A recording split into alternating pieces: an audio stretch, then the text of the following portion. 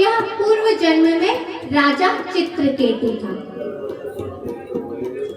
राजा चित्रकेतु की 1 करोड़ रानियां थीं, लेकिन कोई भी पुत्र नहीं था। एक बार राजा अंगिरा ने उन्हें आशीर्वाद दिया। तब अंगिरा ऋषि के आशीर्वाद से उनकी जो सबसे बड़ी रानी थी, जिनका नाम था कृद्युति, उनके गर्भ से एक पुत्र का जन्म हुआ।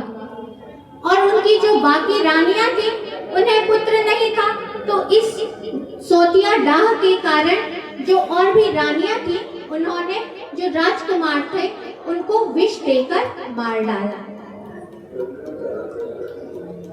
जैसे ही राजकुमार की मृत्यु हो गई, तब राजकुमार की मृत्यु को देखकर जो राजा चित्रकेतु और रानी थी, वह व्याकुल हो गई। अपने पुत्र की मृत्यु से बहुत विकल हो गई, रो रहे थे, उनका शोक दूर नहीं हो रहा था।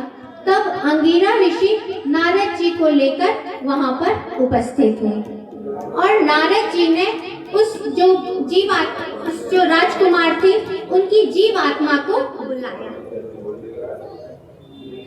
जीवात्मा वहां पर आई और उसने कहा कि मैं अपने कर्मों के अनुसार ना जाने कितनी बार मैं मनुष्य, पशु, पक्षी, देवता आदि अपने कर्मों के अनुसार अनेक योनियों में भटकता रहा हूँ। अब मुझे यह ज्ञात नहीं है कि यह किस जन्म के मेरे माता और पिता हैं, क्योंकि यह जो जीव है जब गर्भ में रहता है और तब तक अपने शरीर को धारण किए रहता है, तभी तक उसका जितने भी सगे संबंधी हैं उनसे संबंध रहता है। और जैसे ही वह इस शरीर को त्याग देता है, तो जितने भी संबंध हैं वह सब समाप्त हो जाते हैं। इसीलिए अब आप मुझे यह बताइए कि यह किस जन्म के मेरे माता पिता हैं, क्योंकि जीव तो अनंत है।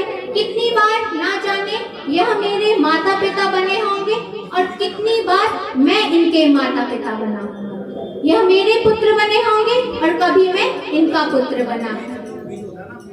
जैसे ही जीवात्मा की यह सब बात राजा जो चित्रकेतु थे उन्होंने सुनी, तब उन्हें वैराग्य हो गया और उन्होंने नारद जी के उपदेश को प्राप्त करके विद्याधर बन गए।